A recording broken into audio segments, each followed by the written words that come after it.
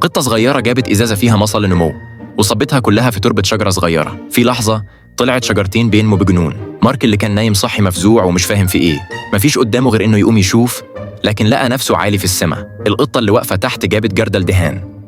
مارك اللي اتغطى بالبقع اتزق على محل تنظيف جوه. افتكروه هدوم متسخة وفضلوا يغسلوه بالضغط المائي لحد ما في الآخر اتحول لفراء دب. ورغم إن القطة شقية، مارك كان لسه عايز يعلمها بالمعرفة. طلع كتاب وجهز نفسه يعلمها تقرأ، لكن القطة حطت كبريتات عند رجليه.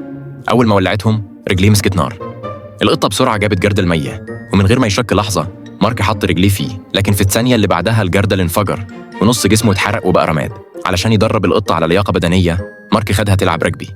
القطة المكارة بدلت الكورة وحطت جواها حجر بدل الكيس الداخلي. مارك جري وشاطها برجله، كل عظمه اتكسر. وبعدها علشان يساعد القطة في عرضها السحري، ربطته على قضيب القطر وغير مسار القطر. وفي اللحظة اللي بعدها القطر عدى على جسم مارك.